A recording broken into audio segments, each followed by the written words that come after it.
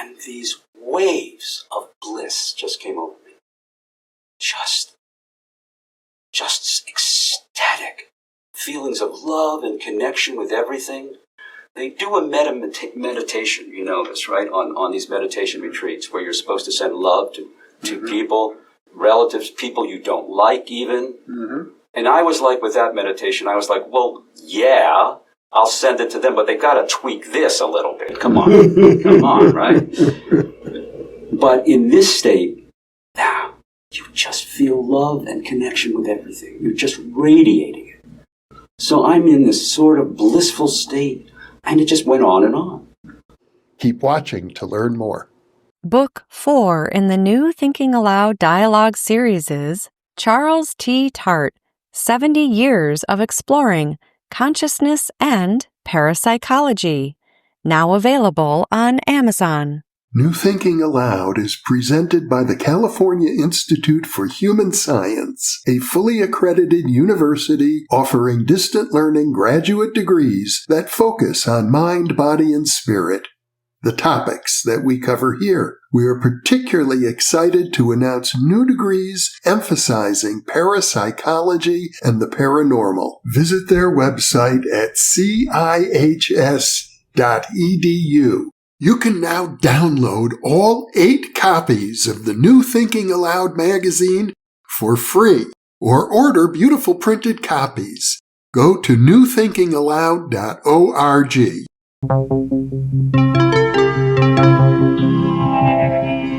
Thinking Aloud. Conversations on the leading edge of knowledge and discovery with psychologist Jeffrey Mishlove.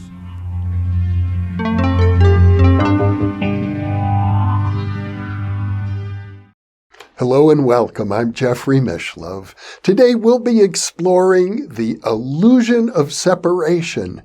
My guest is Jonathan Bricklin, former program director at the New York Open Center. He is the author of many academic papers based on the life and work of the great psychologist and philosopher William James.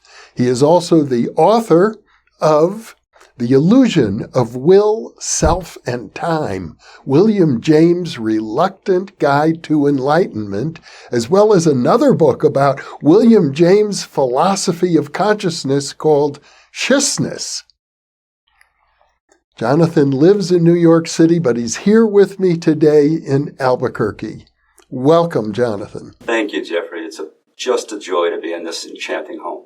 Well, it's a real pleasure to have you here as a guest. It's been a special time, I think, for the two of us. Very much so. Together. We seem to have things in common that go well beyond the superficial existential realities of three-dimensional life. Well, I would like to say at the outset that your book, Roots of Consciousness, in its 50th year, this year, was a lifeline to me when I had an intense experience that I did have that set everything off.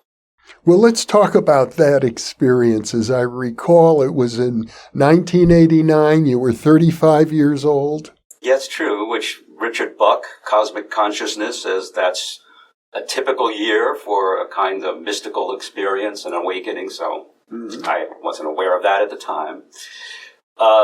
So I had an Alexander teacher, you know Alexander, and yes. It's kind of like learning how to give a massage to yourself. But at some point she thought, no, I needed more than that. And she sent me on a meditation. What kind of a person were you at that time, prior to your experience? How would you define yourself? Confused. I had a very erratic trajectory, didn't know where I was really going. I had been... I started at Northwestern as an acting major. I saw a play by Shaw, Man and Superman, and like overnight was more interested in what to say than how to say it. Shaw just totally rocked my world. I became a philosophy student. When I graduated, then I had to earn a living, so I went back to acting, did that for years. I found a temporary job, a weekend job at a law firm, It allowed me to have 5 days to myself, but I didn't really know what to do with myself. But what I had a passion for was Greek. Maybe being first an acting major, then a philosophy major, kind of brings Greek culture to mind, right? Because that's vital to them both. Yeah. So, but I was drifting, and I had aspirations besides acting. I started to do some screenwriting possibilities with somebody, and we started that.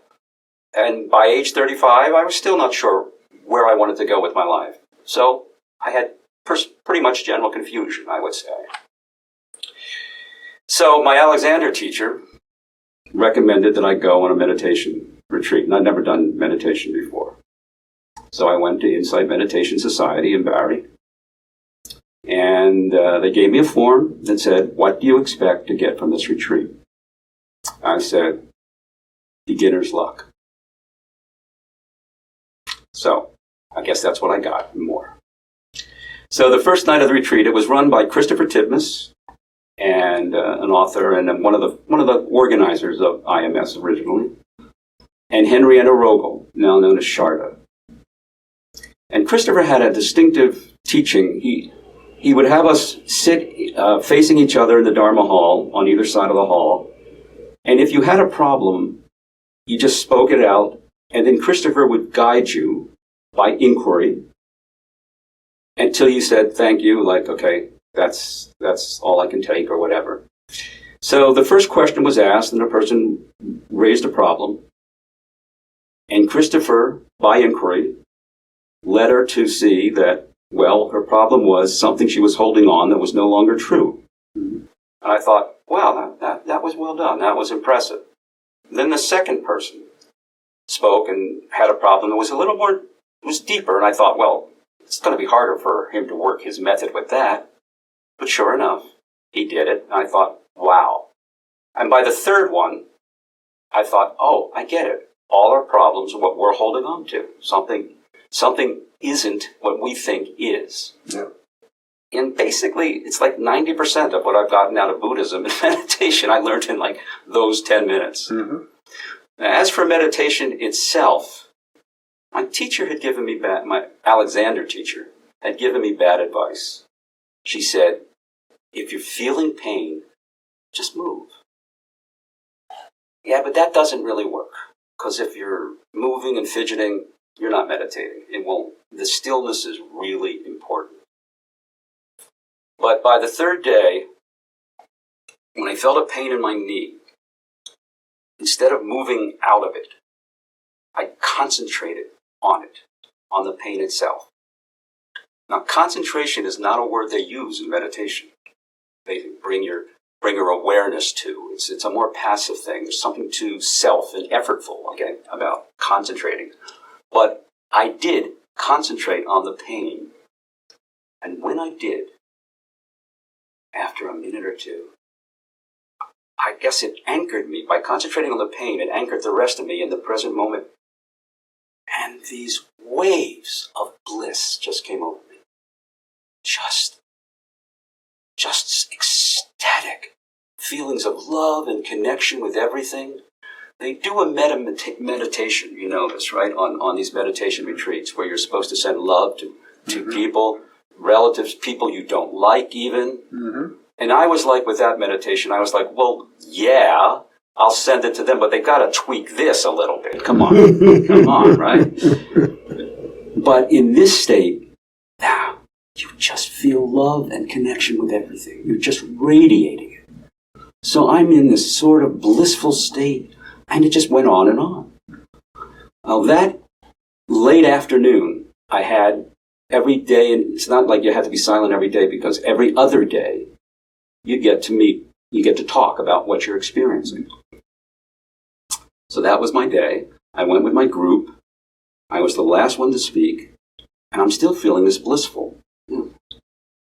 And I don't know, maybe because I'm Jewish, and we have a kind of ethical sense of how we're supposed to be in this world or something.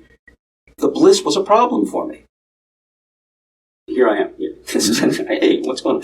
So I say to the teacher, I say, okay, I'm feeling all this bliss, but what do you do with it?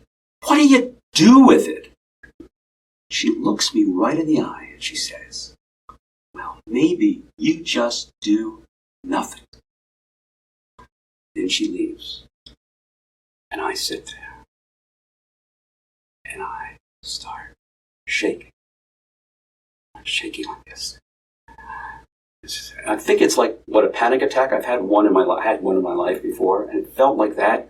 But because I've been doing 3 days of bare awareness training, I was like letting it be, like not trying to shut it down. Like, okay, let it go. And that was its own kind of ecstasy. That was kind of cool. Mm-hmm. So, and then I noticed, I don't know if I can stand up here, but that when I walked, because they also do a walking meditation, instead of watching my foot so carefully come to the ground, like, like NASA watching the space shuttle land, it was like, boom, foot there, attention there. It's like, so, boom, boom, right there in the moment. So, that was an experience. Later, there was a full eclipse of the moon, which I share because maybe the yin, some of that light got into me. I don't know what, but what happened, this would be now on the last night of the retreat. Henrietta gave a talk about opening up to pain. She said, often we hide what we're feeling. We're feeling something, but we don't express it. We just let things go by. Somehow that opened up again something in me. It wasn't my night to talk, but I went up to her and I said, Henrietta, I started, blah, blah, blah, talking about something. And she said, what are you feeling? I said, I feel that. And she says, no, what are you feeling? I said, pain right here, right in this area. And as soon as I said that, I started shaking again.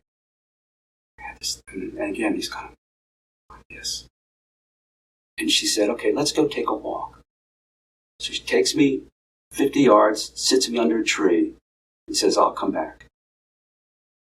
There's 3 bizarre aspects of what I'm about to share. This is the first. I'm sitting there, shaking a little bit, when suddenly, sort of, this finger meets this. Like, I'm almost putting music to it, like, but it wasn't that. But the point is, I wasn't doing this. Mm-hmm. And I did not know the word mudra. Mm-hmm. Okay? So, finger touches finger like this, like, I guess a closed circuit. And then this energy courses through me.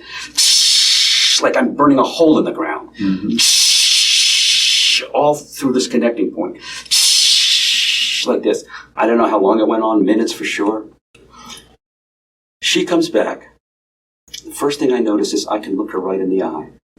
I had always been more kind of one of those kind of people, not able to really just be there with somebody, take their eyes, like your incredible eyes, in. But I did do that. And then, it was just things calmed down. I just went on. That night, an ex-Dharma student had come back, and it's a strange thing. He was showing a slideshow. He showed a picture of like a burned out village in Central America by a terrorist. I think there had been a Buddhist school or something. I share this because now comes to the most important part of the story, or the most dramatic point. The next morning, I had missed my meditation for the first time. I've been very regular about it. And I'm sitting up in bed, and suddenly this energy comes over me, right? And my arms are out now. And it's like the ecstasy is so extreme, but the energy is so taking me over. I'm thinking to myself, okay, swing low, sweet chariot. I actually use that phrase. Like, I'm out of here, and what a way to go, and all of that. When I had in my mind the thought of that burned out village, and I went suffering out loud. And then I'm like, it's almost like I know this is a strange story. I'm almost like lifted up, back straight. And here's the weirdest part. Out the window, in the clouds, huge, like a giant drive-in movie screen, I saw a scene of pain or confusion from my life, followed instantly by a scene that made sense of it, redeemed it, showed me what I had learned from it. And when I say see, I mean felt it, like lived it again. And then the resolution. Boom, another scene, boom, boom, boom. Basically, my life was passing before my eyes, but in pairs. Mm-hmm. And I also remember, I can't remember a single one of them in detail. I do remember, though, they were all like black and white, which is strange because I dream in color. But that was it. My life review, boom, boom, boom, boom, boom, boom. Everything I thought I was trying to avoid at the time and was painful for me, something I grew from. Mm-hmm. Now, we all know we learn from mistakes and that are all good. But to have your whole life pass through your eye, pass before yourself like that is, wow. As someone once pointed out to me, usually in a life review, you see the pain you've caused others. This wasn't that. It was my own pain showing how I was redeemed.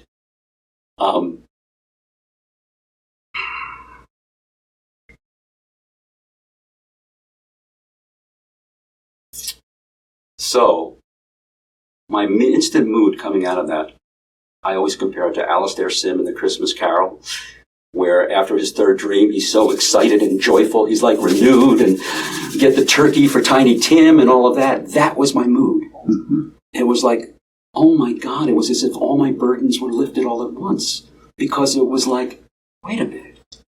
I'm trying to steer myself in a certain way. Trying to avoid, all my life is about trying to avoid this pain, trying to avoid that pain.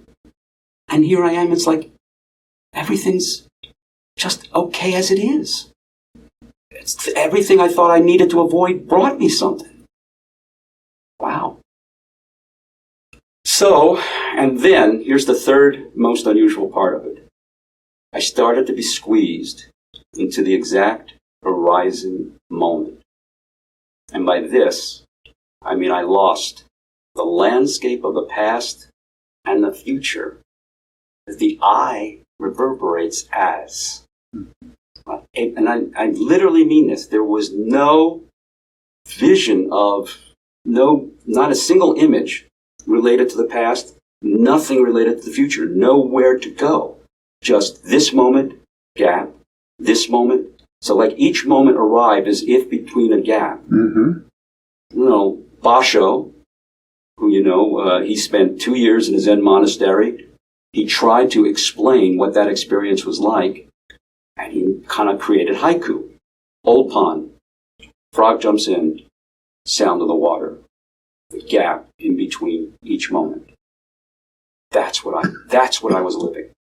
And it was a tremendous ecstasy, moment by moment. The energy in my forehead, and there's a picture actually, you can see me like a week after, but there's an energy in my forehead. I had no energy in my forehead. It like had relaxed into folds. Mm-hmm. I had no energy in my genitals, and I was on fire everywhere else. And when I went to sleep at night, I guess I had nothing to process of the day because there was just each moment, right? So, and then instant by instant, I seemed to have nothing to process because I slept. It felt like total sleep, except I was aware. I was awake for it, or aware of it. It's like just black, black, black, black. Mm-hmm. So, and I knew I had something to teach from this. There's something to share. But the only thing I could come up with was whatever is. The bliss of when you don't have the I to reverberate as, right? Which, I mean, the I is that reverberation between past and future. When you don't have that, then like, where are these thoughts coming from? I mean, I had a friend who had died of AIDS a few months earlier. I was calling out to him. It's like, Arthur, are you sending me these thoughts? It's like, where are these thoughts coming from? And people, God, different people have different sense of who God is, and they'll say that or whatever. I'm just saying all of us are unified in the sense that it doesn't feel like it's coming from inside just me, right? And there's a Taoist, we're wearing our Taoist pins, aren't we? There's the Book of Balance and Harmony that says you should concentrate 24 hours a day throughout all your activity on inwardly searching for this. What is it that speaks, is silent, looks, and listens? Now, I think that question is not expected to get an answer anytime soon, like, well, in the 12th hour I'll come up with no. That's pointing to this. So that became absolutely central to me, this idea of this gap between thoughts. Because you can play that out, as you know, we've been talking through different mystical traditions and eventually, of course, through James.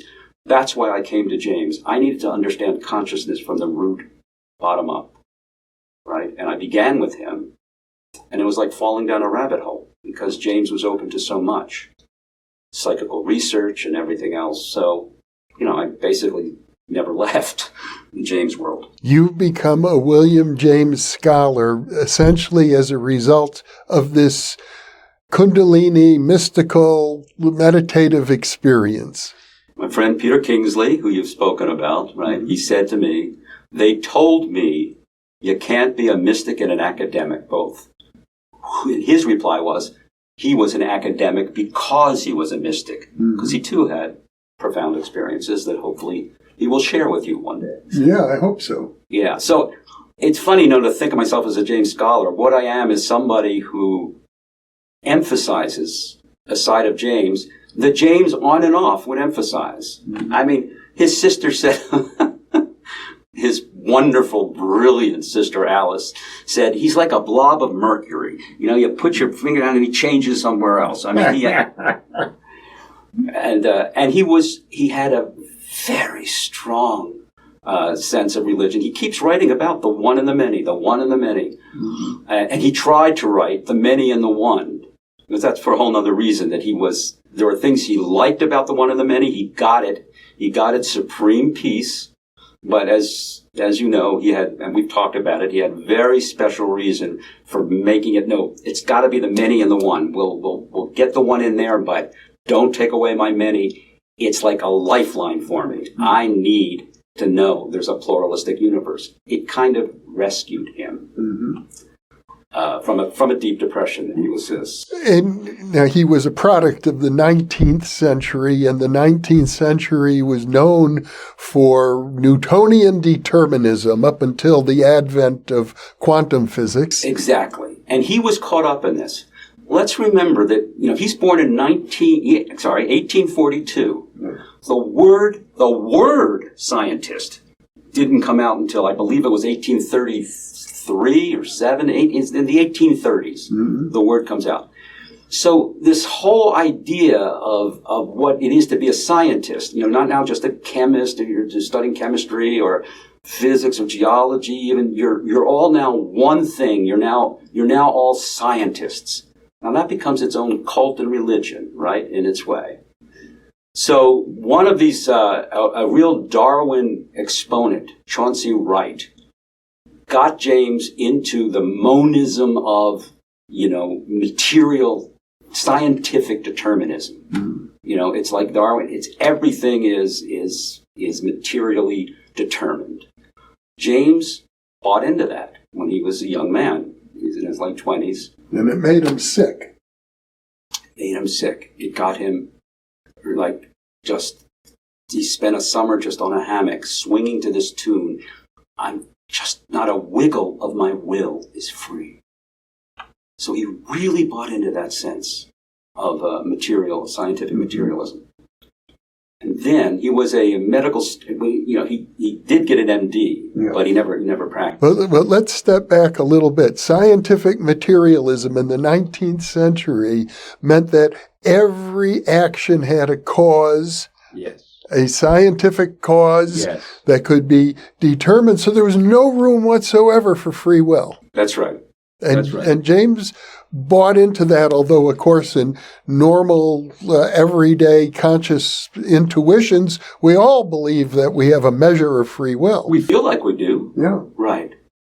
But James so was running that thought through his head, not a wiggle of my will is free, not a wiggle of my...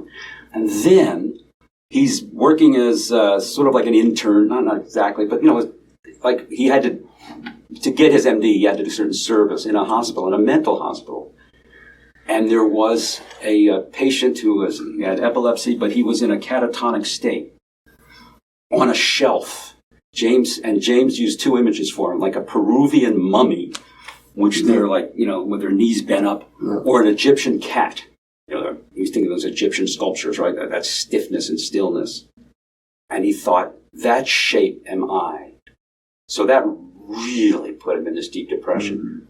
But then he was reading this French philosopher, Renouvier, who sort of made it seem to him that, well, you're first reading him, freed him up to say this: my first act of free will be to believe in free will. Renouvier led him to that. And it kind of worked for him. From now on, he's going to just believe in it. And that belief sustained him. But it's important to know how much he needed to keep refueling that idea. Because even at the end of his life, when he published posthumously a book called Some Problems in Philosophy, he dedicated it to Renouvier for rescuing him from the monism that had so oppressed him as a youth. So he really took this very seriously, that you've got to have a sense of free will to be active in life. And he's considered a champion of free will. There's no question about that. Yeah. And it was vitally important to him. So any other belief system that's about, another kind of monism, an absolute monism, and they were all around. This time Bradley and his colleague Royce. Yeah.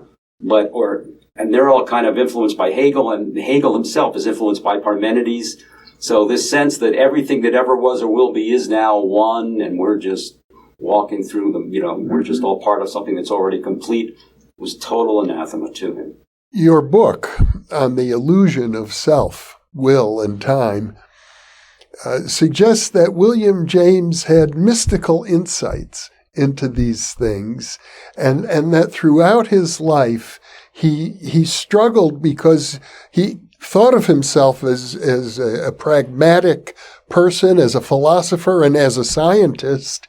And as such, he couldn't let go of free will. He didn't want to let go of free will. But at a deeper level, you suggest that he understood that free will and time are both illusions, and even the idea of the self, that there is such a thing as me.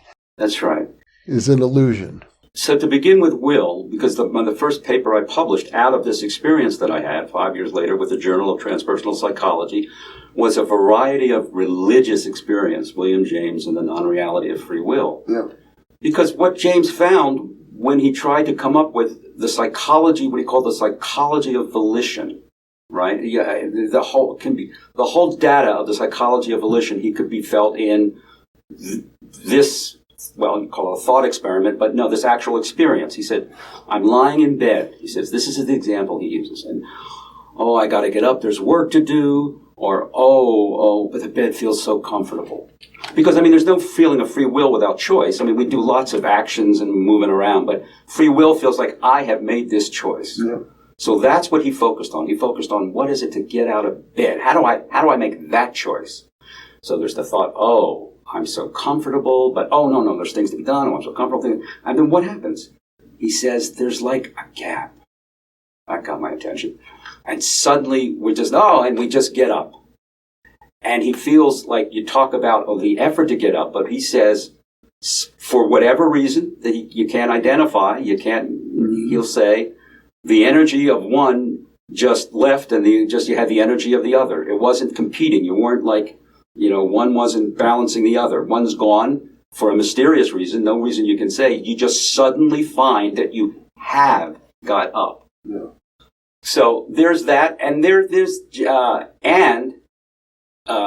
whole point of, we say, well, what about effort?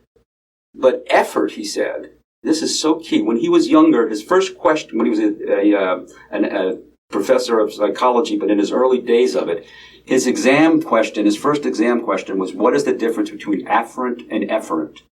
Which is so key to the feeling of what will is. And both of them are impersonal. Efferent is like E with an E, like exit, going out, right? Afferent is like attraction, pulled toward, same word as tractor, pulled toward. So one's going out, one's going in. So we want to, I will try to lift that. Well, of course I can't lift myself in the chair, but you try to pull on something and you feel that, see, I'm making an effort. But thoughts are immediately impulsive. You can't trace the thought to the actual thing. It just you have the thought, it happens, unless another thought blocks it, right? So if the thought arises and it's there, then you lift up. But if, depending on what you think the amount of effort would be required, you'll feel resistance, or you'll feel, and that's afferent. That's a feeling of incoming information. And we confuse efferent with afferent, we say. And we think, oh, look, I'm struggling, look at it. No. Your thoughts going out have an immediate effect. The registering of it is the afferent. And so it's like a contradiction of assessment that makes it feel like effort. If you have a small little, like a cup here, and I didn't know, and I didn't see what was in it, and I just was going to pick it up, but it was filled with like lead or something heavy, it would all suddenly feel like an effort. But if I saw the lead in it, it wouldn't, because I would know exactly the amount of, physical thing to pick it up with, right? So, the effort, as he said, there will no experiment will ever be found, has been found, no experiment will be found to show that effort produces energy for the result. That effort produces energy for the result. Like it's like an original force of effort, okay? Because effort, he's saying, is ultimately, the feeling of effort is ultimately that sense of afferent. You have a thought, thoughts have an immediate effect on, you want to raise your arm, think to raise your arm, it raises your arm. You're not tracing effort down to it. So, also with that is his idea that thoughts, the fundamental fact of consciousness, he says, is not I think, but it thinks. As he says, if we could say it thinks the way we say it rains, we'd be speaking with the minimum of assumption. This is where you pick up on the title of your book, Sciousness. Yes. It's consciousness without the con. That's right. Exactly that. And he introduces sciousness in the principles of psychology. Mm-hmm. Some of our viewers may not realize, we haven't said it so far, William James is regarded as the father of American psychology. The father of American psychology, and you could say the father of transpersonal psychology, I guess, too. Mm-hmm. Yeah. And many other things. One of the fathers of pragmatic philosophy. That's right. The father of religious studies. Yeah, I think his book, The Varieties of Religious Experience, is his best read book. Mm-hmm. And one of the founders of the field of psychical research, which is now popularly known as parapsychology. That's right. He was one of the he co-founded the American Society for Psychical Research. And was a president of the British Society. Right. So think about that. All the phenomena that are associated with psychical research that go beyond our common sense way we're operating in the world. But my whole point was there's a lot of that you can find in the principles of psychology.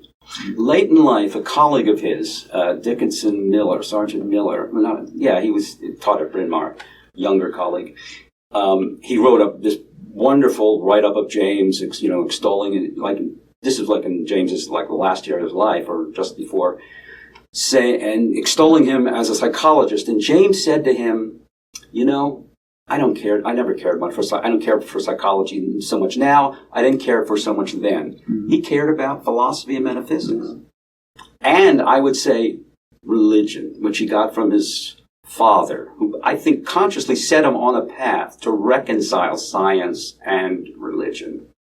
James' father was Henry James Sr., who was regarded as a lay Swedenborgian preacher. Right.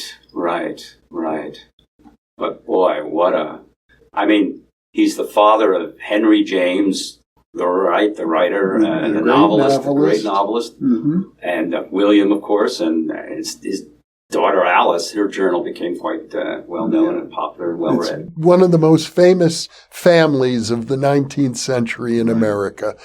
And as I recall, somewhere, probably Time magazine regarded William James as one of the 100 most influential Americans of all time. Yeah, for sure. And he was hugely popular in his time. I mean, most of his talks, they were lectures, which I think is part of the reason that the language is so vivid. He wanted to be an artist early in life. That was going to be his passion. But he writes like with an artist's eye, for detail and things like that. People often say that Henry James, the novelist, wrote novels like a psychologist, and William James, the psychologist, wrote psychology books as if he were a novelist. Dead on true. Absolutely right. Yeah. They had quite a rivalry. Henry James is very, well known for sort of very introspective and internalizations and all that. And James would write, "Why can't you write something with more action in it? Action!" And Henry wrote back, "I would rather go to a dishonorable grave than write the kind of book you want me to." But they were very close. Yeah. But so, of course, I'm fascinated by William James. He's one of my intellectual heroes. And people have suggested maybe there's even more to it than that. I think of it as an archetypal connection, a synchronistic connection. He's had a deep impact on my life, and I gather on your life as well. For sure. I definitely see the connection with you. I mean, James went out of his way at a time when travel was not so easy to be with other philosophers. I mean, and talk to them directly, not just through letters, although, oh my goodness, oh my God, 12 volumes, this wide of writing from him. But no, he wanted to be face to face with them. Yeah. And like your Roots of Consciousness, he was generous in quoting pages and pages. If it was good stuff, get it in there. Let people share it. Varieties of Religious Experience, which wasn't his own research, it was this guy Starbuck, would be a very small book without the long quotes of people's experiences. So what you've suggested, though, is that he struggled between his mystical self and his scientific self. The mystical self, I think your point is understood, that self itself is an illusion. Yeah, right. Well, what I found was James so needed to believe in free will that there was one phenomenon that comes up in psychical research that he couldn't relate to. And that's precognition.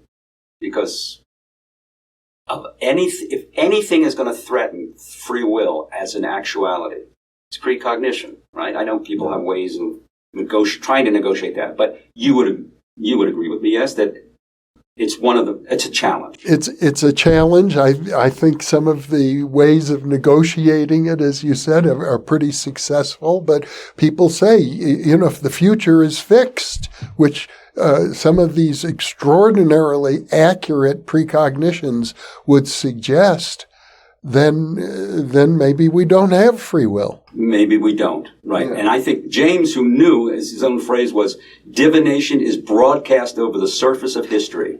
Yeah. He knew very well, and his radical empiricism says, nothing experienced left out, nothing not experienced put in. Yeah.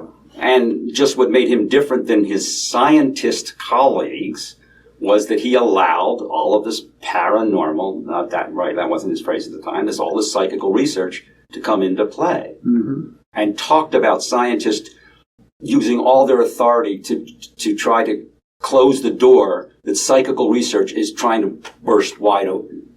And he argued fiercely against the people who, he didn't mind that they would oppose his ideas, but he objected to the callous and flimsy way in which they did it. Totally betraying their own creed of what to be a real scientist is. Mm-hmm. Right? It's a method, he said, not a belief system, not this materialism. Anyway, you want a scientific materialism, you want to use it as a method to try to, you can run experiments.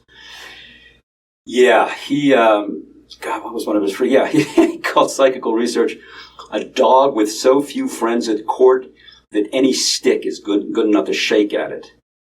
And he talked about Herbert Spencer, who was a big philosopher of the time, working in the realm of Darwin and all this, and a very, scientific materialist guy, right? He says about any of this psychical research that let me get the phrase exactly. Yeah, that Spencer would politely lead it out the door, and he would never allow to have access to the temple. And so, there's still that attitude. Nothing's changed. Nothing's changed.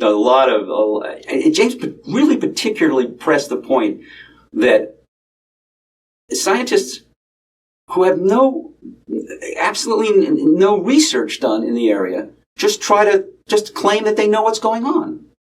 How is that scientific? They're totally out of their field. It's not like, and it would happen all the time. They didn't spend any time investigating it.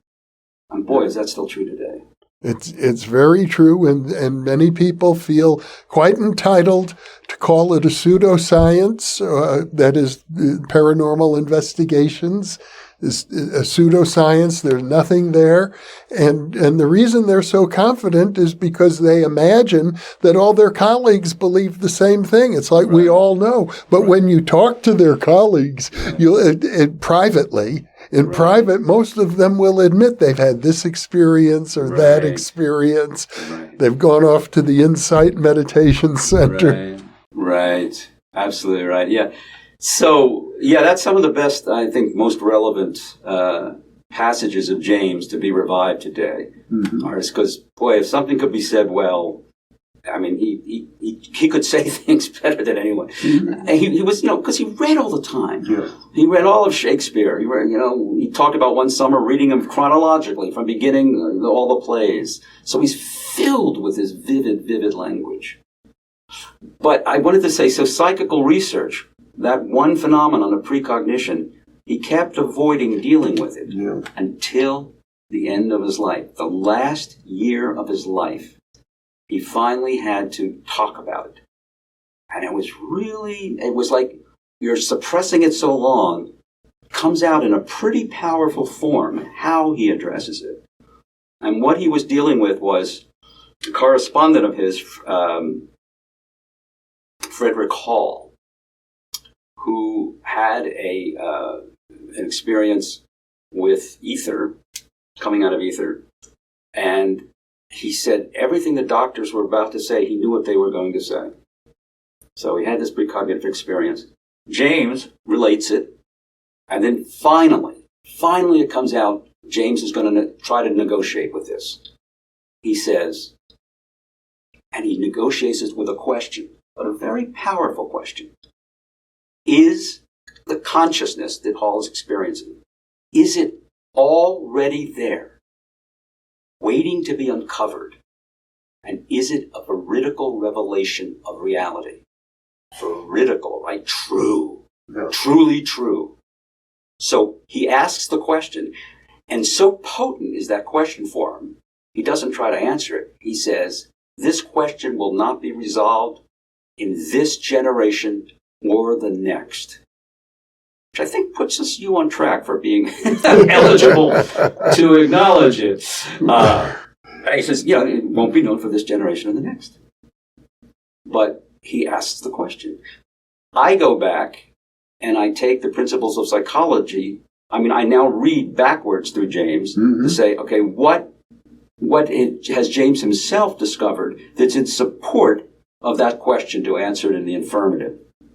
And yes, as you mentioned, thoughts arise. It thinks, right? If we could say it thinks the way we say it, right? The passing thought is itself the thinker, right? Look at, all of this impersonal process means that we may be sourcing something beyond what we are just contained in our skin-encased egos. Mm-hmm. right? So something bigger is being accessed. Well, enter the anesthetic revelation, which was huge to James. He did have like a mystical coach. The last essay he wrote was about this guy, Benjamin Paul Blood, who was known for the anesthetic revelation. And what that was people coming out of ether would have this kind of mystical experience, but they couldn't really account for it because it was like they were leaving one world and coming into another world. They were leaving a kind of undifferentiated mass of a world and coming into the differentiated world of subject and object. Talking about this being about separation. Here it is. Yeah. And because of that, they couldn't get back. They were just, but they knew there was an immensity that was existing that was so essential to what their whole being was. And that's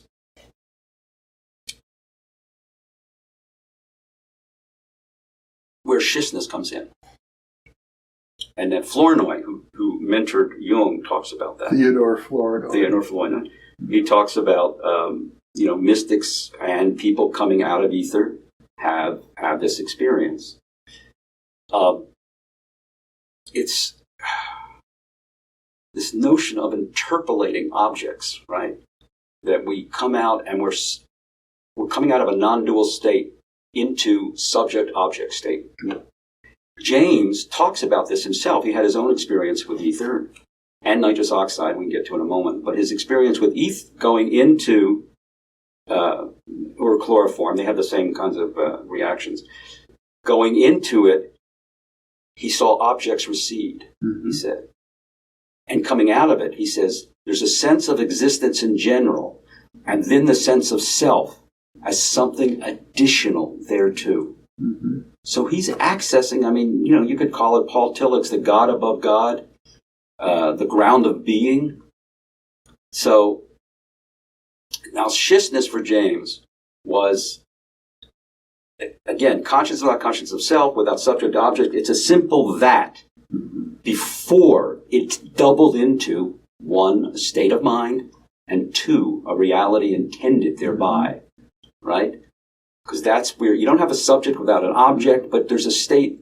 It's not like the subject object is being distilled from the experience. No, the framework of a subject and object is being added on. The phrase that comes to mind for me is you're no longer the dancer, you're the dance. Exactly. Or the moment of the sunset before you say how beautiful. But Blood was his mystical, I call him his mystical coach, was very, very clear about this, that it's prior to form and manifestation. Prior to form and manifestation. So, and this is in the varieties of religious experience, although back in 1902, James is not ready yet to face the full implications of what this is. He had to wait until, he let it out with a little question and then pushed it into the future. Yeah. But there's a long footnote in the varieties, which is a commentary on, he's actually sharing directly these anesthetic revelationists, Blood and his another one, Xenos Clark. And I should add, because people say, well, why are you emphasizing a footnote so much? But Christopher Nelson in Streams of William James says it's the culmination. Varieties of religious experience leads to what this experience is. And their language is amazing about it. One thing they say, two aspects of it. One is succession is the thing. Succession is the thing. One point following another. Now, James's gold mine of insight, he called him Shadworth Hodgson. He told James, and it's put in the Principles of Psychology, that the minimum of assumption, a very key notion, what's the minimum of assumption about things, about consciousness, is that it is a sequence of difference. ENTS. Yeah. Okay, so when you have sequencing, you have gaps. And Krishna, you go back now to my experience, because that really has always stayed with me as some profound moment by moment by moment. Krishnamurti says, if you watch, thoughts happen so quickly, you don't notice there's a gap, but there is a gap between thoughts. It's also what the bardo is. It's another name for it's not just the afterlife, it's the gap between thoughts.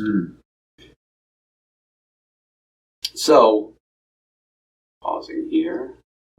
Well, let's go back to your mystical experience, your Kundalini experience. Did you, I don't think when you described it to me a little few minutes ago, you didn't talk about the gap between thoughts then, but I gather from the conversation now that you had that experience yourself. Well, this is what it is. If you don't have, James talks about the specious present, right? Yeah.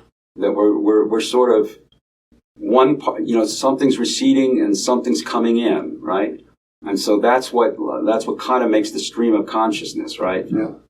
But if you don't have the past and you don't have the future, and you just have this moment, and then you just have this moment, it's not like choppy in that way, but it was like the connection. It felt like a gap because I wasn't, that streaming wasn't there. That usually connects, and it happens. We often identify consciousness with thinking, with our thoughts. That's right. And what I think you're getting at is the idea of pure consciousness. Yes, yeah.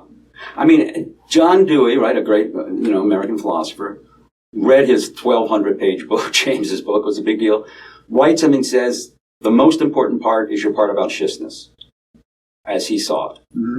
And it's the idea, right there, it's right in that, the idea that what's primary is not the organizer, the self, or the organized thing, matter, right? Because James wrote, it's like consciousness swings between subject and object, like that. But what Dewey was emphasizing that James was doing was the self is an organization, the sense of self is an organization of consciousness, right? And matter is an organization of consciousness, but they themselves don't have some independent reality that from which consciousness is emerging and stuff. So the idea, though, of succession being the thing, and we know light pulses, right? Photons and all pulse. But that allows one to consider consciousness already there, waiting to be uncovered. And he says later, as in a field, it stood there always to be known. He even adds that at some point. Think about this. If that ground of being that the ether experience gives, and we'll talk about James on nitrous oxide, but that ground of being, right? But can that be uncovered moment by moment? How do you access it? We're no longer talking about the stream of consciousness. We're talking about, you can think of like a flip book, right? It's possible to access. And James at some point says, maybe, and this is toward near the end too, in pluralistic universe, maybe, and again, this speculation was hard for him to make because of his belief in free will, so it just appears a little bit, and then he doesn't elaborate it much. Until a couple essays later, I'm connecting consciousness already there with this that he says in the pluralistic universe, which is perhaps we are the margin of some more merely central self, like a windrose in a compass. So if you think of, if this was like a whole circle of a compass, every moment is connected to the moment next to it by its relation to the center point, right? Because there are no lines on a circle, no facets, right? All the lines are tangential to the perimeter of the circle. Yeah, you can't explain things by going here to here. This is all, James has a phrase, the continuity of adjacents, right? Now, McTaggart, the time guy, this is where time comes in a little bit, who has his A series, right, of past, present, future, his B series of before and after. And they don't go together because they can contradict each other. But he has a C series, the alphabet. A, B, C, D, E, not A, C, D, whatever. It has right? It has a direction. Permanent sequence. That's right, a permanent sequence, exactly that. But no, it has, it's not dynamic, it's just, so that's so everything is in sequence, organized in situ, you could say in place next to each other, but the relationship is the center. You have to get to the center to go from one to the other. And now, we began this discussion by saying that James was hesitant to explore the implications of precognition. Right. So let's bring it back to precognition. And retrocognition. Mm-hmm. So for me, what that means, if there is precognition, if there is retrocognition. And there certainly is. Well, one way to give that a foundation is to look at Parmenides, right? And the thing about Parmenides, see, this is the thing about James. There were absolutists in his time saying it's all one and it's all, time isn't real, like McTaggart and others. But James thought they were using like logical arguments, and the worst would be like Parmenides. It's like they all come from him because he's considered to logically make the case that it all has to be one. Mm-hmm. But Peter Kingsley, others had before, but Peter Kingsley most persuasively and the latest, has shown us that Parmenides was a shaman. He led incubations in caves, and healings would come to them, like Edgar Cayce you could think of, right? Just somehow in stillness and all of this. So maybe, you could, if you think of him as a shaman, maybe he too was accessing precognitive experiences and all of that. So it's a little, James called the logical thinner, as opposed to a thicker evidence. It's the thicker evidence we could probably go with, as his own psychical research was the thicker evidence. Mm-hmm. And he even said, the scientists, why aren't these absolutists using this information, this psychical research? It should be a good fit. Yeah. He called it the wild deserts of philosophic research, Mm-hmm. It's banned to that. He said they should be using it. But Peter Kingsley now allows us to take logic, instead of looking at Parmenides as one of the first logicians, which was considered, to look at him as a shaman who was offering, what does it mean if people see the future, let's say. And so what does he say? Ude pode nudestai apenu nestin homupan hen sunakes, nor was it ever, nor will it be, since now it is, altogether one. And he said, what is like a well-rounded sphere from a center point equally matched. Now you go back to James's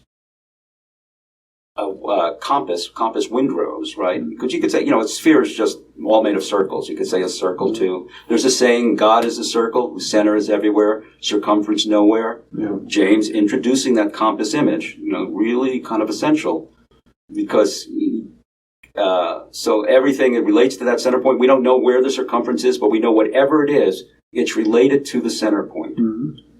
And that gives a great comfort. That to know that no matter what you do, because you have to think of what that center point means. Think of it in a sphere. What does it mean for everything from it to be equally matched distance-wise? So that everything is equal to God. Wherever in that center point, let's say you could think of it as God, although it's like the circumference defines the center point as much as the center point defines the circumference, which goes well with God as the all in all and all of that. So if God is the center point, wherever he looks, it's the same. It has the same value. Everything is coming together to create this sphere. And from that center point, the inside of that center point, is a place for God. There's, the Bindu talks about this as a center point. This is a very common, everywhere you look, all through this house, as we've shown, you've got rosettes, you've got this whole notion.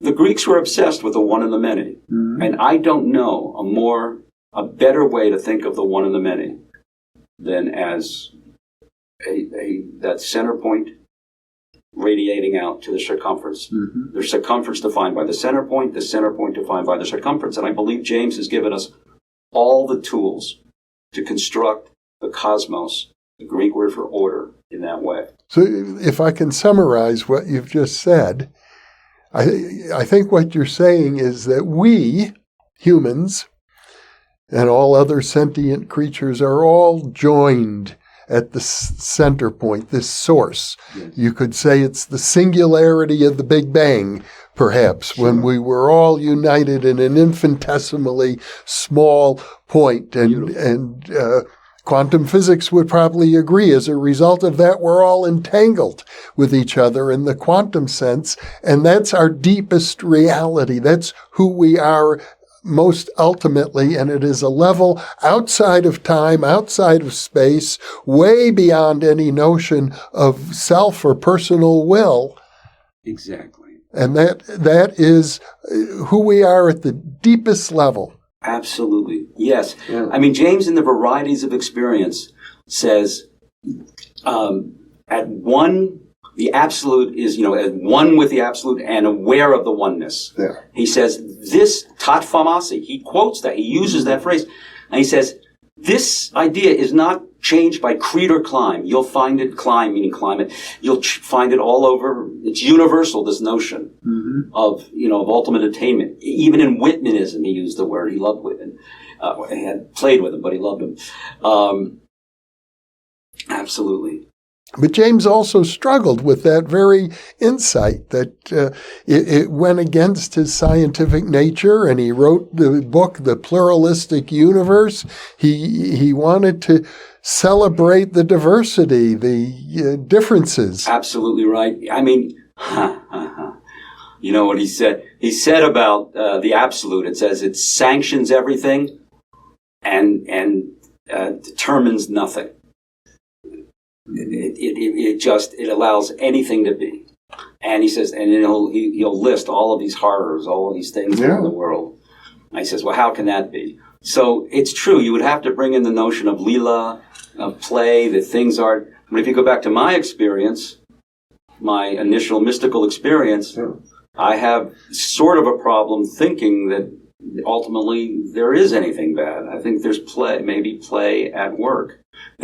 And if we have reincarnational continuity, because if a little child has all this suffering, they're not going to have my sequence. Yeah, I mean, it doesn't help to come to a person who is suffering and tell them, well, don't worry, it's all going to be okay in the end. We're all going to die anyway and then be reborn. Right. It doesn't help a suffering person to hear that. It doesn't. And James thought, he knew the great value of the absolute, much more than pluralism, was that it did, though, offer solace to sick souls. Yeah. He did say that. And, Vivekananda, they were friends. They were good friends. They met, and he was going to write the introduction to the Jnana book of Vivekananda. I forget what exact circumstances prevented that, but there were letters from Vivekananda saying, "Hey, has that come in yet? We can't wait anymore. Let's just publish." So you're called Vivekananda the paragon of monism. But Vivekananda is very interesting. He's an Advaitin, of course, non-dualist. But it was like a challenge for James because he's like a heroic a non-dualist, right? There's nothing passive about Vivekananda. So, but, again, James, that need, which he expressed to the end of his life about needing free will, kept him from, he would talk about the virtues of the absolute. He knew what, the Tattvamasi, how soothing and stuff. Let's define that for our viewers who may not know the Sanskrit term. Oh, that thou art. That thou art. You're not, and again, think of this. That thou art. The experience I had, I'm calling out to Arthur. Now, Arthur isn't sending me my thoughts or whatever. You should concentrate 24 hours a day. What is it that's that Tattvamasi says, well, you're part of an absolute. Yeah. The anesthetic revelation is you're coming out of something much larger. The sense of self is something additional thereto. It's not what's creating everything. It's what's getting added into the mix. Right? You're interpolating a subject and an object. It's being doubled into a state of mind and a reality intended thereby. I mean, we live in a world of duality where we take subject and object for granted. Right. The universe is me and everything that is not me. That's right. And there was, I think Blood even called it the sanity of that. And James even talked about the genius of common sense that allows for that, knowing it wasn't, his neutral monism, knowing that it wasn't the ultimate understanding, but the genius of common sense, that otherwise everything gets all mixed up and that. And by and large, from a common sense point of view, mystics who would say things like all is one and the self is unreal and time doesn't exist, they're thought of as dreamers. They're not pragmatic. They're not pragmatic. They're not going to hold down a job, for example, although I think we know that that's a myth as well, that some of the most brilliant creative people on the planet have also been mystics. That's right. Oh my goodness, yes. James was quite well aware of that. I mean, The Varieties is really quite a book for showcasing and of course it's like know them by their fruits. Mm-hmm. That's a very Jamesian kind of notion, right? With pragmatism. What's the result you get from this? That's what's the validity of the experience. But we should also mention that James' insight, his mystical insight of the timelessness of consciousness, that it's the deepest level, was shared by quantum physicists. It's not so different from Einstein's view of time, for example, or Planck's view of consciousness as being fundamental. That there's a lot of resonance with that mystical idea coming from within the most brilliant thinkers of the scientific world. Yes. I think what's so striking about James' breakout statement, his way of adding up Frederick Hall's experience, is that he said consciousness already there, waiting to be uncovered. He could have said all kinds of things. Yeah. Is the world somehow already there or whatever, but he knew it would be consciousness, which, as Planck and others have said, is ultimate. Yeah. Everything is an aspect of that. I find that comforting. I find that comforting if you can put it within a context. I mean, here's the thing. It's like, people get, they don't want to be they don't want to be confined to a circle either, right? Mm-hmm. But there's change involves movement and stasis. One way or another, you have to negotiate those two. So why not? I mean, I say, why not? I'm offering as a spiritual, call it a context, if you will, to think, because belief in God or belief in God doesn't go away for even these non-dualists. Vivekananda is always says the Lord all the time. Yeah. His guru, Ramakrishna, all the time. Lord, Lord, Lord. Well, the idea is that everything is God at that point. Everything is God. But it's like, okay, if we're all just circumferential points, where's this God? Well, okay, the center point there. But the center is everywhere. The center is everywhere. But everything comes and relates to the center point, which is, when I think of like Whitman, and again, Henry James, his brother was enthralled with Whitman. Mm-hmm. And James quotes him a lot, loves him. He had a kind of pushback saying, it's too much optimism. He says that's what Absolute offers people, just this ultimate optimism, that everything's going to be okay. Yeah. And they're not looking enough at the real bad stuff in the world. Like you mentioned in pragmatism, he lists whole pages of newspaper accounts of really tragic situations. Yeah. A father his kids were starving, and he got a job. This is in pragmatism. He's getting a job shoveling and snow, and he's just too weak, and he can only do it for an hour. He ends up killing himself with carbolic acid. And James saying, what, the absolute, which sanctions everything, is this is okay for the absolute, And he says, and that's like Whitman. He's too much of an optimist. But that's a real misread of Whitman. Whitman was a Civil War, like a nurse, a medic, right? He knew all about, the worst of what can happen to you. talk about his brother Wilkie at some point, who experienced the worst with him. But James's brother. Sorry, he had two younger brothers who. He got. Well, you only have really two super successful, and then you have three like problems, pretty much. But yeah, so no, Whitman was no just optimistic, well, I mean, he was a positive person, but it's not like he ignored, the suffering of life within his whole formula of how to be. But still, he was able to say, and this works very well with the circle of being a circumferential point, the universe is duly in order. What has arrived is in its place, and what waits will be in its place. Yeah. To have that serenity of whatever is. Because when I had that mystical experience, that was the only teaching I had. Whatever is. But really, and that's actually a longer version. The short version is, what is. Yeah. But you also had the sequence of reliving your whole life and seeing all of the painful, traumatic moments of your life ended up with a positive lesson. Right. So that gives me that trust that, I guess I'm going to say this. What is, which is kind of what my first lesson in Buddhism was, right? Remember that inquiry I talked about? Mm-hmm. That's kind of the most important thing to keep in play and to keep mindful of. Because if you go against that, that's where all suffering is. The Buddha's moment of enlightenment, he said, was neither welcoming nor opposing. Mm-hmm. So you don't want to mess with what is. And what belief system allows that the most? Back to Whitman, the universe is duly in order. What has arrived is in. So you're not fighting it. It is what it is. You can change it in the next moment, but you can't. Well, you can. You can try to change it without realizing what it is. But by being fully with what it is, then you can change it more effectively, you'd say. And that would be the next thought, that you being kind of illusory.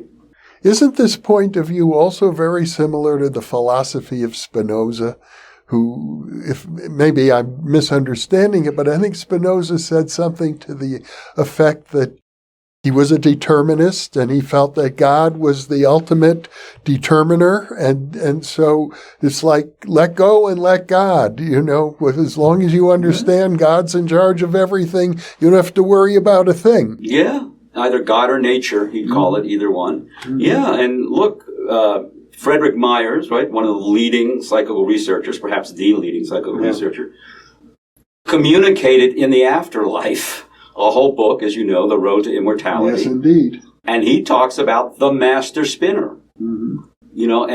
And he also talks about the master spinner, and we're all going to merge with mind of God, which has past, present, and future all in it. Yeah. So yeah, Spinoza, that's right, where he was a determinist, so was Einstein. Mm-hmm. So I like to say, okay, the two most prominent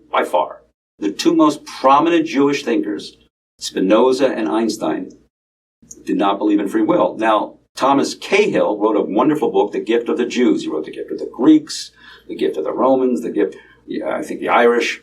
So he said, what did the Jews bring to the world? Free will. Yeah. And novelty, right? Like new beer wouldn't have sold way back when. But the Jews introduced the idea that novelty is a good thing. Abraham went forth, and now we're getting out of this wheel thing, this Babylonian. Yeah. They broke us out of that. So he says the gift of the Jews is free will, and my line back is, never mind that the two most prominent Jewish thinkers gave it back, or tried to give it back. Well, this has been a fascinating conversation, Jonathan. It's like, do we have free will or don't we? We feel like we have free will. Yeah. And that's probably enough. And I heard one guru say, treat every moment as it comes as if you have free will, and every moment as it passes as if you don't.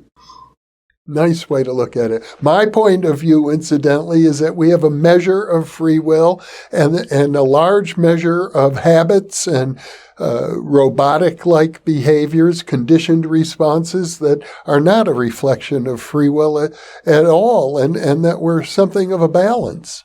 Well, what I would say there, again, look, James didn't like the absolute because he wanted zest. Yeah. Don't take away my zest. He uses that word. Mm-hmm. There's a supreme peace to the absolute. Yeah. That sense. And Whitman further, what does he say? He says, the simple, compact, well-formed scheme, myself disintegrated. Everyone disintegrated, yet part of the scheme. Yeah. So I think it's a matter, for me, how much of that ultimate supreme peace do you value? And are you, Jeff, measuring, well, I'm like James. I'm not, and you may be James. There's a lot about you that says, yeah, you're a pretty plausible reincarnation to me. But, how much are you, you don't want to, would you give up a little more zest for a little more security? I think it's really going to have to be an all or nothing. It's very hard to mix. Unless you're going to do, James ultimately argued for a God in the world, fighting with us, not outside, not involved, Yeah. And is that what you... Well, there is, of course, the Jewish idea of wrestling with God. Right. That seems to be who we are as a people. And even though I'm completely secular, right, and I'm not a religious Jew at all, I consider myself very Jewish. Right. Oh, you're telling me. I'm like... I can't say it enough. I'm not living this. Yeah. This is a belief system you could almost say I aspire to. But I do have as a background, God in the foreground is a little tricky. You want God in the background. God in the foreground is like a terrorist, blowing up buildings in some way, it seems to me. But, what can you, in times of suffering or times of what can you refer to? What supports you? So... I have my own way of dealing with it. I have mentioned many times to the viewers my personal motto, love everyone and everything all the time, which is an expression of the idea of the one. Jeffrey, you actually live that. I've been with you now for a couple of days. And there's but how many years of podcasts were you? Well, I've started doing interviews over a half century ago. It's just been amazing to be in your presence, I have to say. I think you really do live that, what you're saying.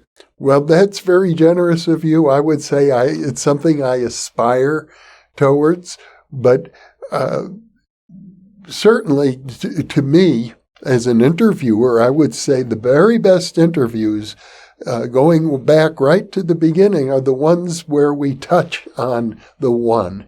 The idea that we're all interconnected, we're all one. My friend Lance Mungia would say, I'm a different version of you. I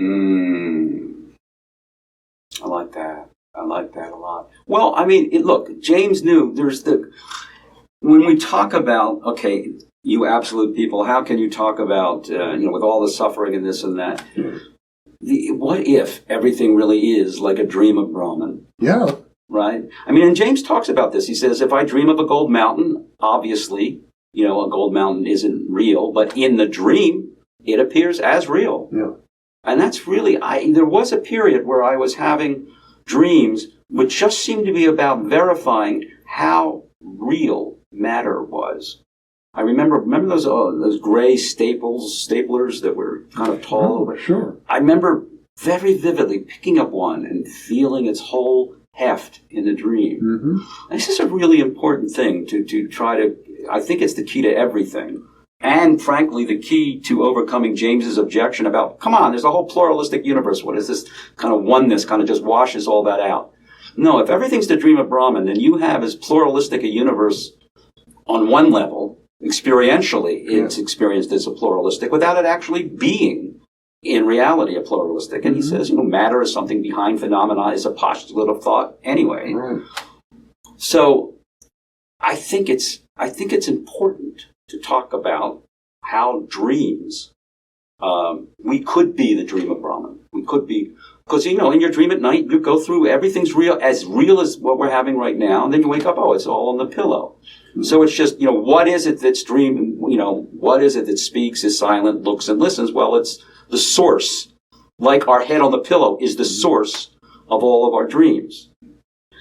Now, science-minded people really want to push back against that. I'll mention Alvin Noe in I forget the book, but he has a special note about, now let's people think dreams can be as real as reality, but now that's not true, because he talks about, and these are true, he's right to mention, like you can look at something that, and if it has words on it, and then look back again, the words will change. Yeah. In other words, it changes a little bit the world, and you can't really think through thoughts as deeply or something, he'll say.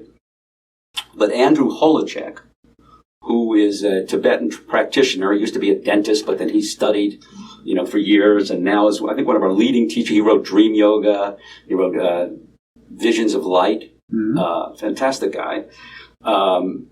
He says, look, in my dreams, he's also a concert pianist. He's kind of an amazing guy. But anyway, he says, in my dreams, I can play a movement of a Beethoven sonata as well as I can play it without.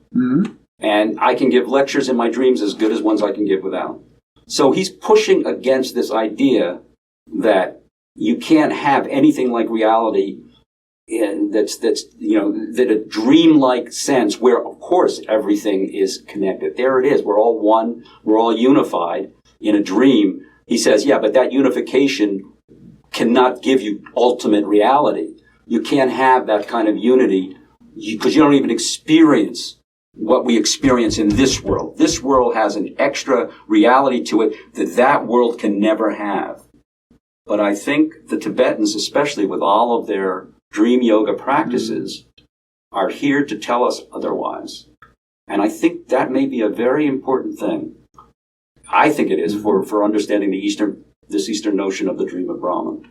Well, we certainly have only just begun to tap into the potential of not just dreams, but all altered states of consciousness. So, and as we do we want to be like James saying, okay, I gotta kind of keep this one away because it affects my free will? Because look, Jeff, I've been in this, I was program director at the Open Center, as you mentioned, and stuff. We brought a lot of people that you've brought here, and it keeps coming back to free will. They want free will, no matter what. And I get that. I get that because, frankly, why not have free? Think of God as playing chess with himself. Yeah, it's a more fun game if the other is really other. So why not, as part of the Leela, let us think we have free will? Why not? Or let us really have free will.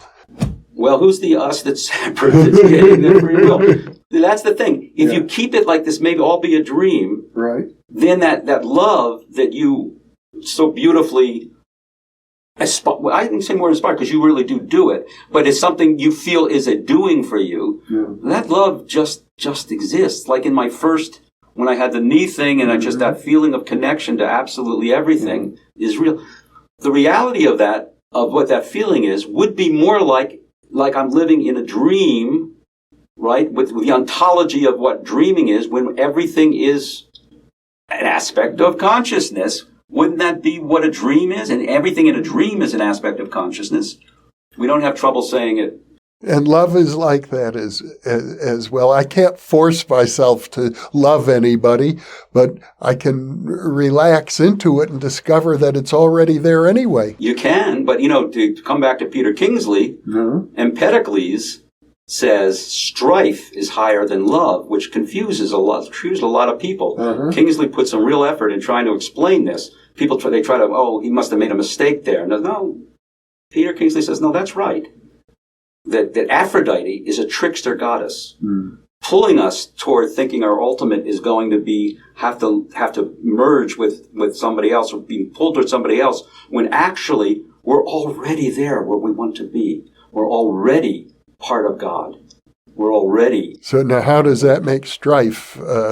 Because when you're pulled to somebody, now you're with them and loving them and knowing it. But strife is what pulls you away back. It's like coming together, pulling apart. And people think, well, it has to be the coming together that's the ultimate. But actually, it's realizing that we're all already there. This mystic, Dafri John, says, reality isn't what is. Reality is what is already, always already is. And if you feel love as being, it's not that you won't feel the kind of love, I guess, in that state. In fact, you'll feel the bliss of being part of God. But there's a kind of love that brings you away from your sense of being, if we're all part of God, right? we don't need somebody else to make us even more part of God if we fully realize every moment, because every moment in a dream is a dream. We're all connected no matter what we do. Well, at the same time, we're in a paradoxical reality because we're individuals, we're learning, we're growing. You and your mystical experience, it was trauma lesson, trauma lesson, trauma lesson. Absolutely. So we're here to learn, we're here to grow. I couldn't agree more. And I've probably had past lives, I'll have future lives. You can follow a narrative of me just like we can follow a narrative of you. We all have individual narratives with reincarnational continuity. Yeah. We're just the actors, though. We're not the playwrights. We're just, that's what a moment of reality is me this, me that, whatever. All the story goes together. I mean, what is so hard about seeing the whole preceding the parts? You know, James tried to write, you know, the many and the one. He was so still desperate to keep pluralism in play, right? But isn't it much easier to start and believe that there is a one and then talk about how we can be fooled by the many? It's really hard to assemble the many into the one, I think. Don't you? Well, I think it's a mystery. And I think that it was a failed attempt on his part to do it, the many and the one. It's good to be open to whatever lessons the mystery has to offer us. I'm not ready to say, absolutely, there is no self. Absolutely, there is no time. Absolutely, I have no free will. I'm not there yet. Well, you know, living with you this last day or two in this magnificent home, I don't want to stop you. I don't need you changing your direction because it's so amazing to be here. But you know, the one and the many. James talks about Mozart, how he composed, right? There's some controversy about this, but it's been fairly well verified. That it was like he said, pieces come together. This is in the Principles of Psychology. Again, I kept going back to the principles as a basic. He says, pieces of thought come together until all of the great thing is hearing it all at once. You know, Nabokov talks about his novels come to him all at once. I know a Taoist writer, teacher, brilliant woman, Livia Cohn. She just talks, and she's written like 30 books. How do you do that? And she farms, and she does a lot of dancing. She says that's all this singing. She sings at Carnegie Hall with a choir. This woman is so active, and yet she says they're downloads. She actually says this. So if you accept that, Nabokov isn't lying. If you and he said, and it doesn't matter where he wrote, he could write on little cards or this or that. If a novel can come whole, why can't this whole world be considered as a whole? Well, I think it can be. But if it's a whole, what I mean is, now let's double down on this, my dear beloved It's Jeff. the doubling down that I know. Quibble about. Okay, let's double down on this. If Nabokov sees it as whole, no parts, no sentences are being generated. This is really important because you know, James was really into Bergson because he thought Bergson was about, you know, insisting on kind of duration, creative, ongoing. The philosopher Henri Bergson. That's right. And James just loved him, thought he had solved the problem. Like, he's going to use James against the logical absolutists. You know, the ones who said it's a logical argument that it's a complicated. You mean he's going to use Bergson? Bergson. He says, yeah, that's right. That ordinary experience as it comes to us with individuated objects and stuff is hard to explain unless you have an absolute. This was the, you know, Bradley and others. I guess to give a moment about what they're about. It's like, you know, a sugar cube, right? A sugar cube it's white. And it's sweet, and it's hard. These are all qualities. So what is that? You can't really talk about like just an independent object. It's all about relations. How do they hang together, or what? So he, you know, and from that they developed this whole notion of that there's an absolute that accounts. Without the absolute accounting for it, you can't really talk about reality. You need the absolute. But Bergson. Aristotle said much the same, I think. Yeah, actually. The unmoved mover? Well, that's a beautiful thing, isn't it? Yeah. Yeah. But Bergson, the unmoved mover, I think really works. I mean, Xenophanes, before Aristotle, said, God is whole, he hears whole, he thinks whole, he sees whole, and he doesn't move. Because it would be unseemly to move from place to place. So, but what about movement that we see? How do you account for that? And Bergson, thought there was real duration. Duration and time. Right. Unfortunately, he had a debate with Einstein. It's generally considered that Einstein won that debate.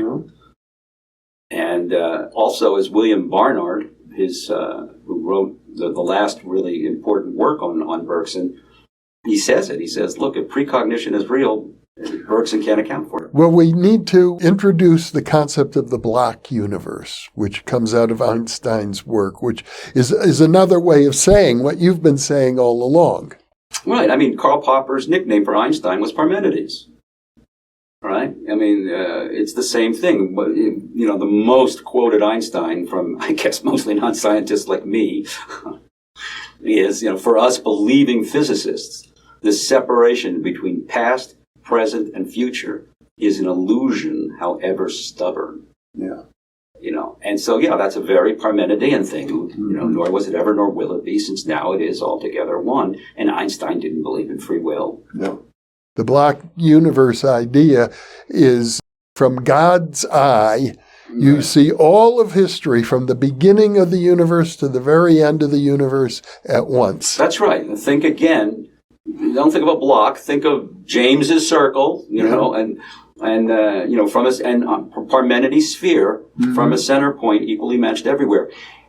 I like the torus, incidentally. I know you do. Which is another long discussion we don't need to go into, but it meets the same requirements as the circle or the sphere. Yeah, and you should, as we talked about earlier, it can go with the Greek monad, which is that center point. Yeah. And then around it, it kind of looks like a version of a torus. Yeah. So that's a torus with an infinitely small hole at the center. Right. A wonderful image for how we're all connected. I think so.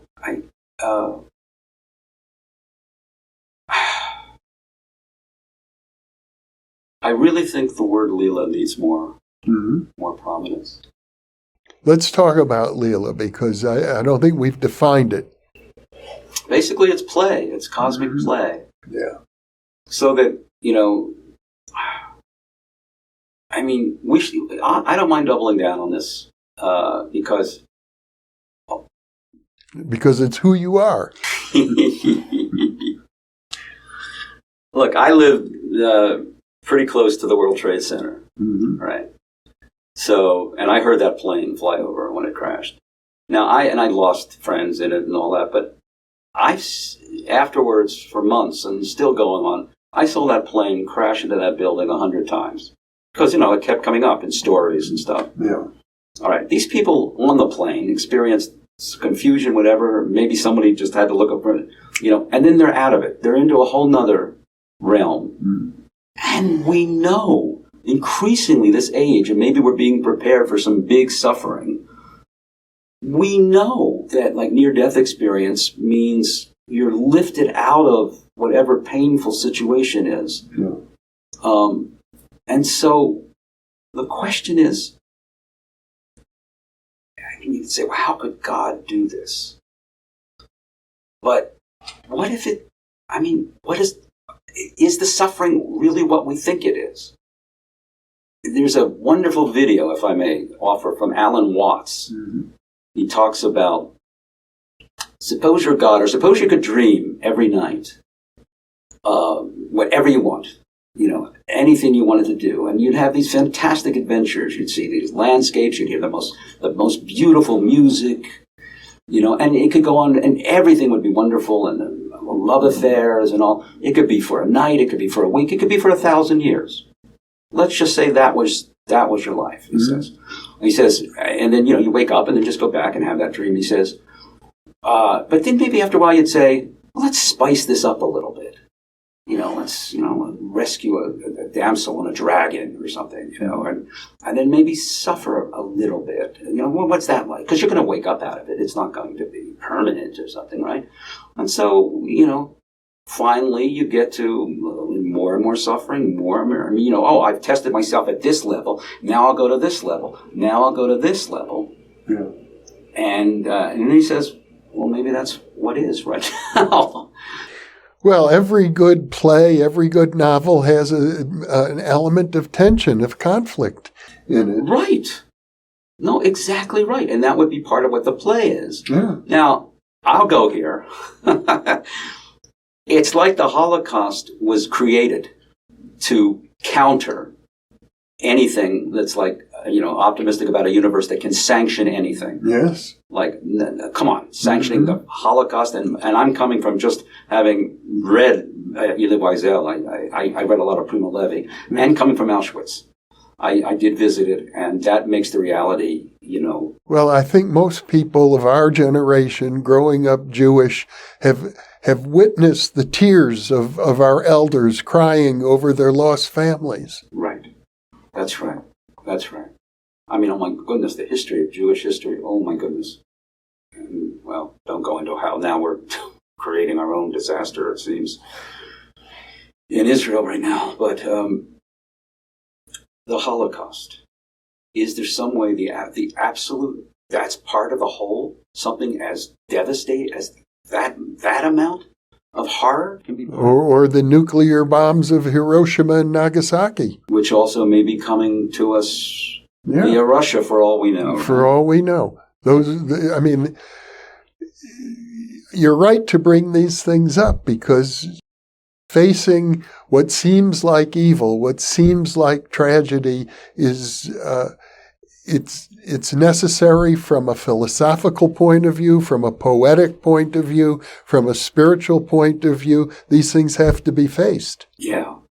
Now, if you can verify one near-death experience that, and they all do seem to have the same trajectory of bliss. There's not, as Elizabeth Kubler-Ross, I asked her this question. I knew her way back when. What about bad spirits or bad? And she says she didn't encounter any of those. Like it's all the near-death experiences that she experienced. Well, researchers today will say 5 to 8% of people have a negative experience, a hellish near-death experience. That is known. And of course, the recovery, even from a positive near-death experience, can be very difficult. Yes.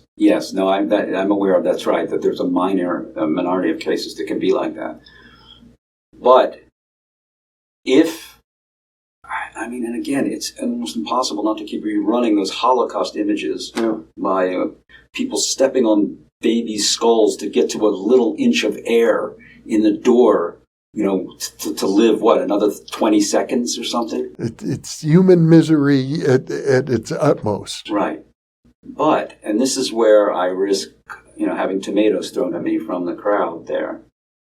I think I recently saw an interview you did with the magnificent Bernardo Castro, talks about, I think it was kids in Brazil who choke each other as a kind of thing to bring on a high. Oh, yeah. At the loss of oxygen. Yeah. Imagine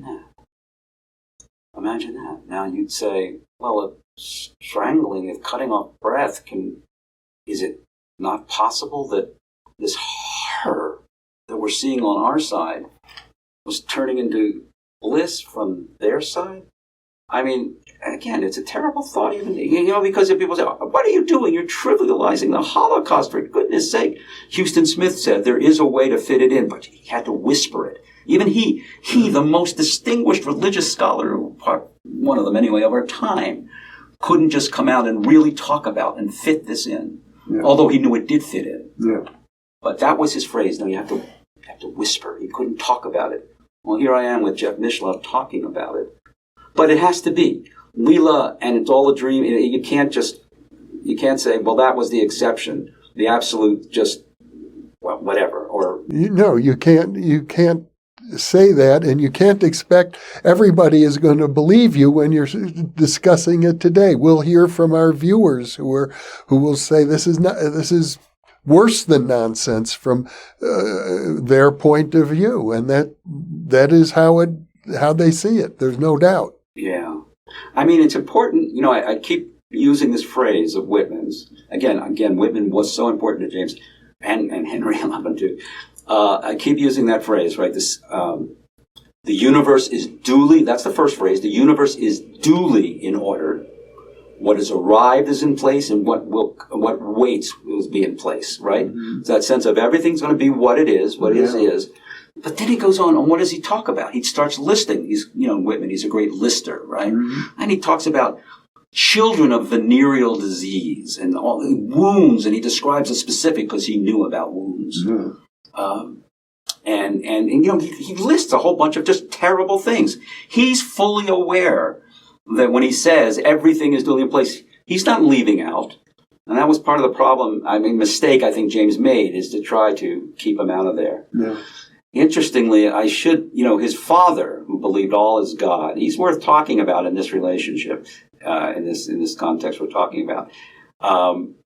He once tried to give that message to Wilkie, who was, at one time, he was the most famous James. Wilkie was the youngest son, and like his older brother Robertson, mm-hmm. right, went off to war, right, Civil War. The other James brothers stayed back. Not, by the way, James's very good friend, Oliver Wendell Holmes, who became, Supreme Court Justice. That's right. He kept in his closet his uniform with the holes and stuff. Mm-hmm. And his whole judicial life was about, what will create more or less conflict, because he knew it. Mm-hmm. And the consequences of it. And so did Wilkie. So he comes back. He's wounded. He limped the rest of his life. He had a real bad foot wound. James has a beautiful sketch he made of him.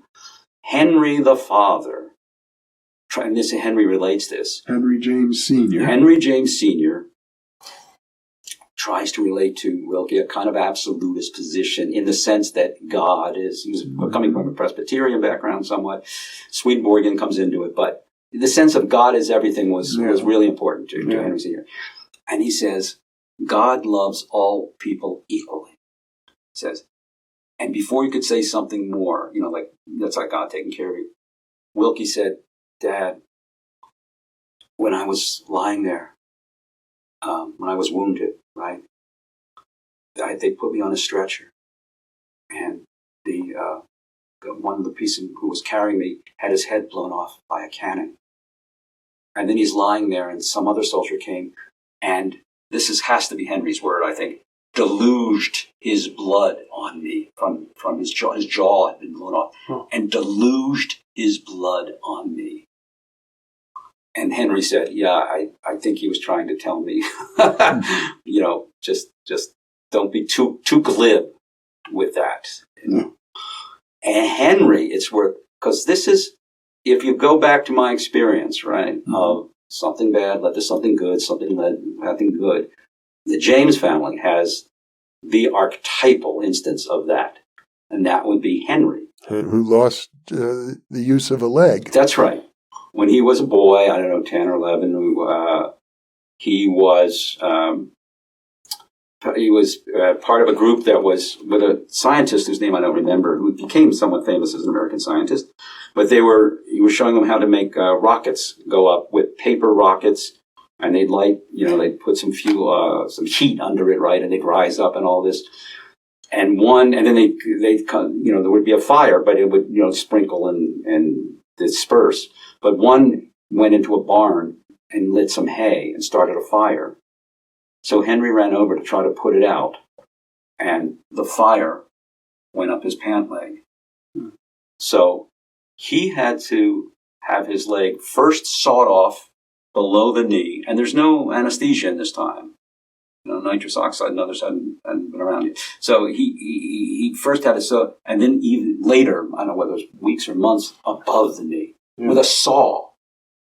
It's hard to think of a more horrific event to happen to one. There's plenty, but that's up there, right? Right. And he's a child. He's a child. This colored the rest of his life. Well, he was a child who lived for outdoor play. Yeah.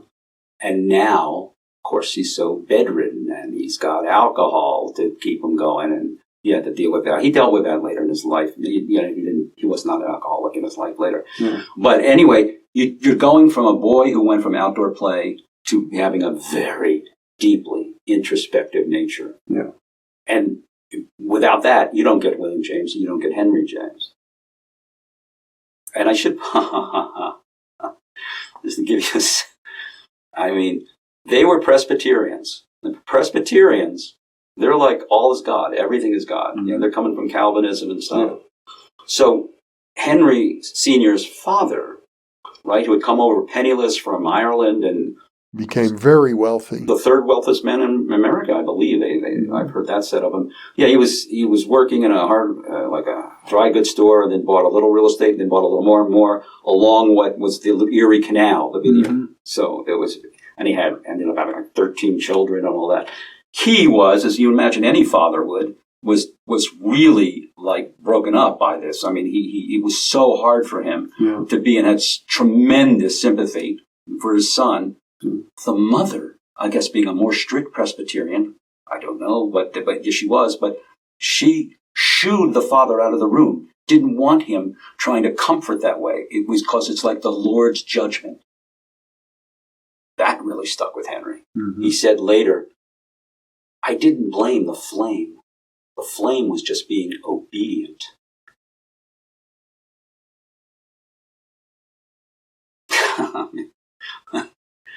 So, but to make a point further about Henry James is, free will was a little, that's not free will for Henry James was left it up to will to love God. Mm-hmm. Like, you got that choice.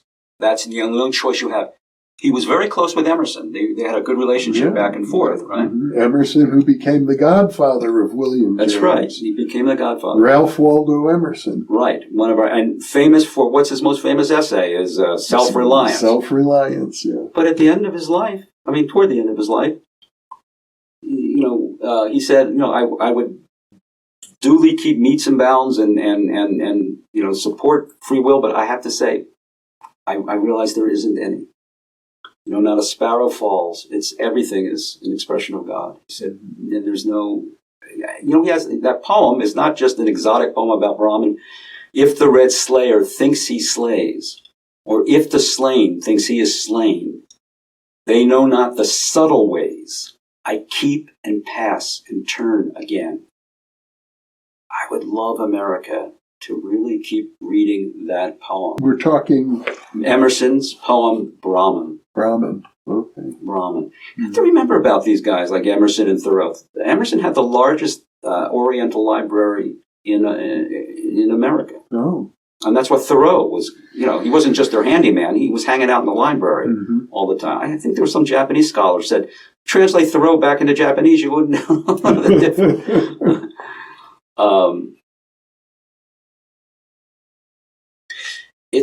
It's really remarkable how much Eastern thought was going on back then. Mm-hmm. How much non-dual and James is, to me, is so part of it.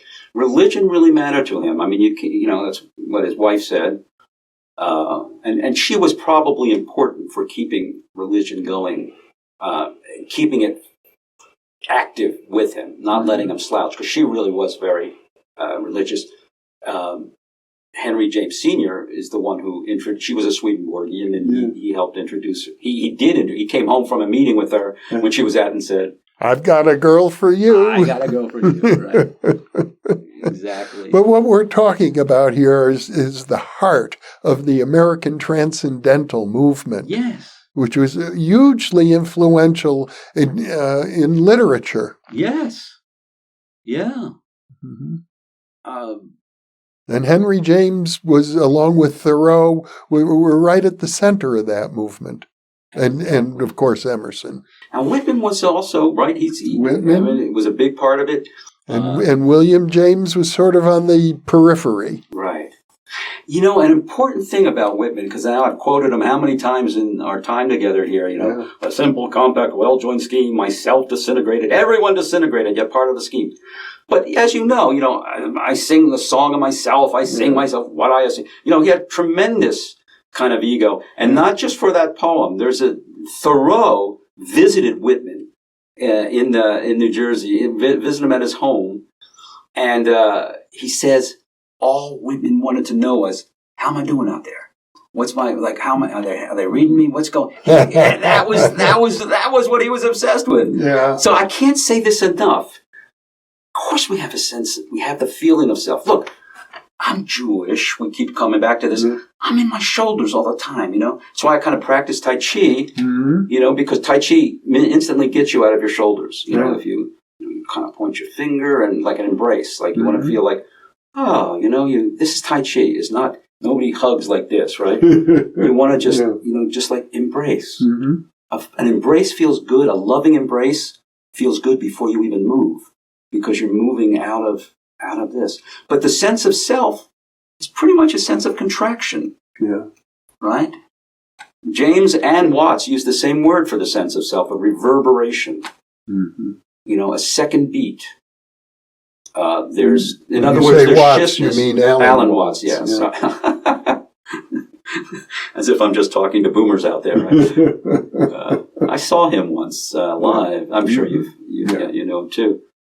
He looked pretty hollowed out. I mean, there's a man who, I don't know, a better writer, a better, just brilliant thinker, right? Was an alcoholic. Yeah.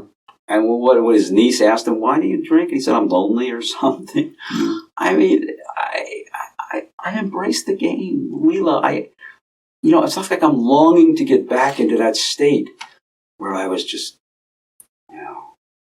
this moment, total bliss, total, I'm happy to be back without in that world. But like, I could say like, oh, I'm a bodhisattva. The bodhisattva thing, right? About, mm-hmm. But think about what that means. It's like, oh, you mean you have the choice. Like, you could go away from everybody else, but no, you're staying there, right, to help them out. Somehow you vanish into some, I don't know, nirvanic resort or something. I don't know quite what they mean by that. I like better nirvana is samsara, that you realize, oh, every moment is part of I'm already there, right? Mm-hmm. In the anesthetic revelation, one of the points was, as Zenos Clark said, we start on a journey that's ended before it's ended before we begin. So we started on a journey that's ended before we begin. It sounds like T.S. Eliot. Well, T.S. Eliot, he was a student of Bradley, mm-hmm. one of James's, philosophical compatriots. That's right. Compatriots is a great word. Yeah. And, of course, a big promoter of the absolute. Yeah.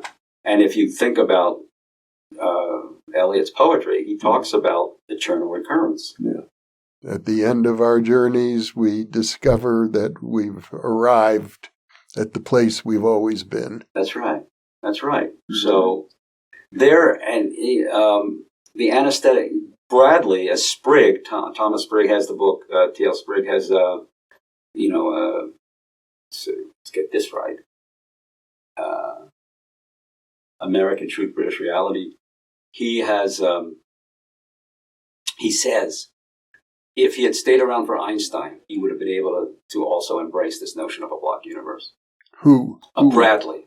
If Bradley had stayed around. If Bradley, if he had, he was a little tentative mm-hmm. to talk in those terms of like it's all completed. Uh-huh.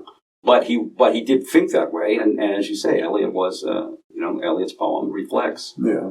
Because that is the thing with the sphere, right? Mm-hmm. We're talking about eternal recurrence, which, what do you got? Pythagoras, Nietzsche, a lot of people before Christianity rose. That's what people, sometimes don't realize, that Augustine came along and said, hey, no more of this eternal recurrence.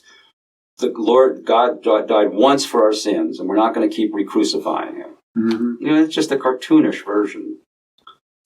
Because if everything is part of the dream, and if the passing thought is the thinker, there's no individual whether Jesus or whatever, there are no individual people to be cycling again and again. It's just a moment in the sphere.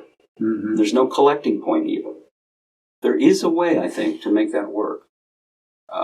Well, you're bringing in a new topic now, eternal recurrence. I know it's part of your thinking, but why? Is it necessary? Well, I think it is, because otherwise, if you hear a block universe, James, by the way, was the first person to put block and universe together. Mm-hmm. And then he thought, well, I got to do more work than this. He characterized it as an iron block.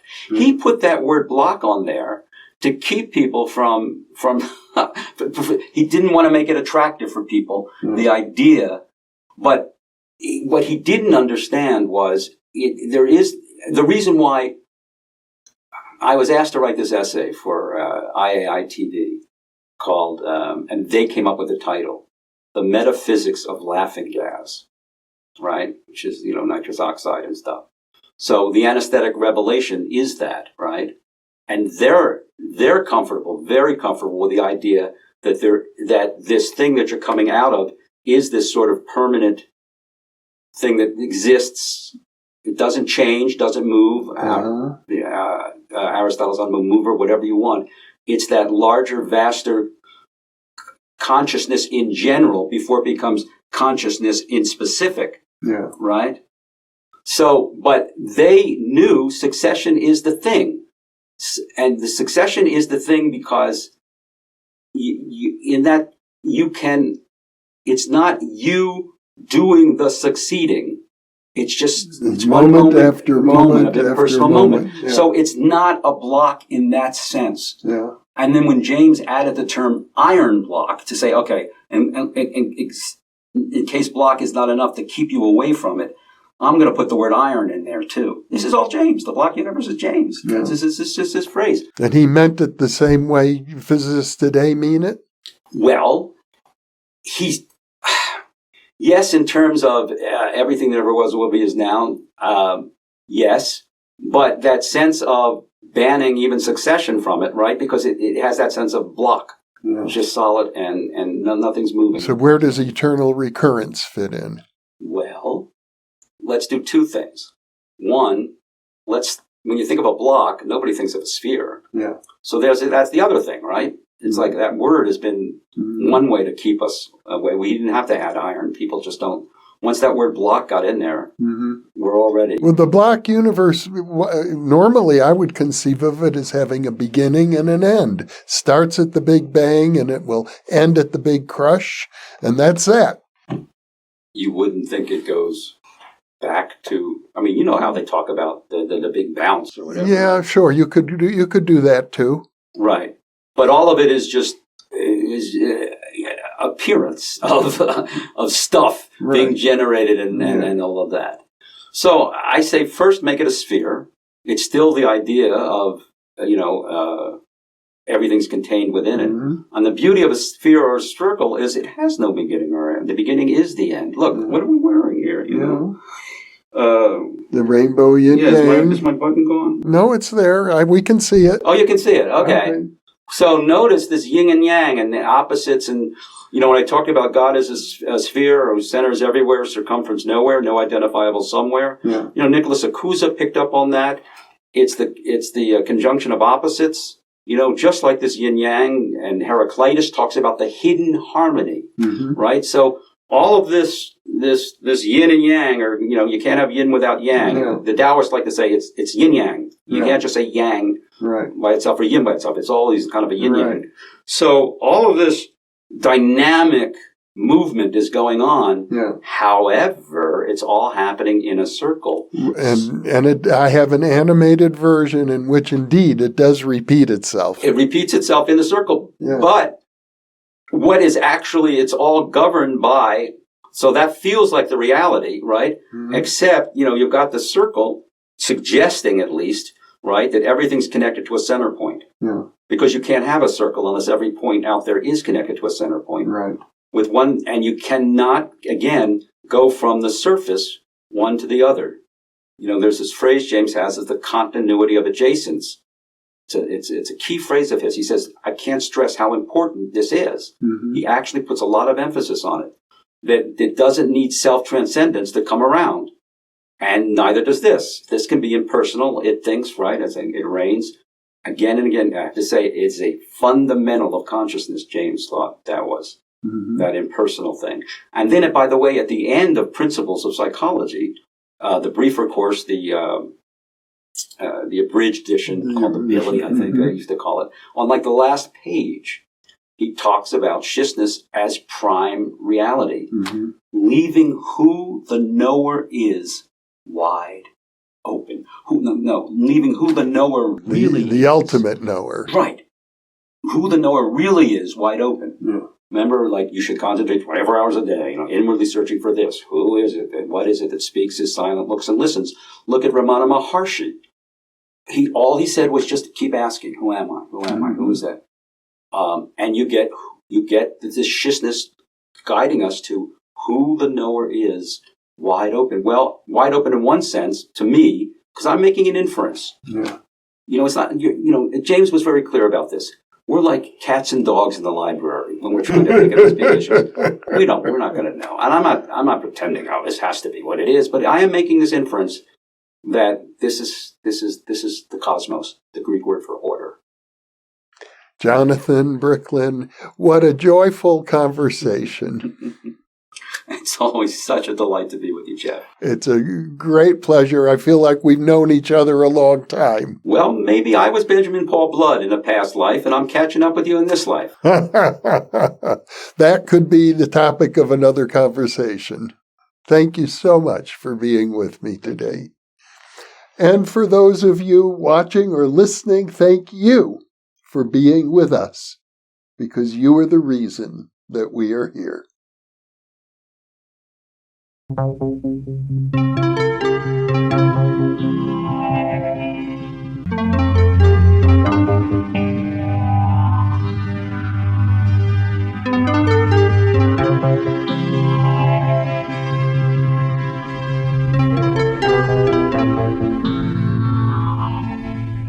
Book 4 in the new Thinking Aloud dialogue series is Charles T. Tart, 70 Years of Exploring Consciousness and Parapsychology, now available on Amazon. New Thinking Aloud is presented by the California Institute for Human Science, a fully accredited university offering distant learning graduate degrees that focus on mind, body, and spirit. The topics that we cover here. We are particularly excited to announce new degrees emphasizing parapsychology and the paranormal. Visit their website at cihs.edu.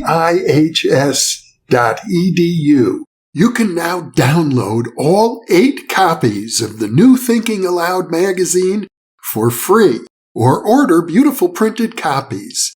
Go to newthinkingaloud.org.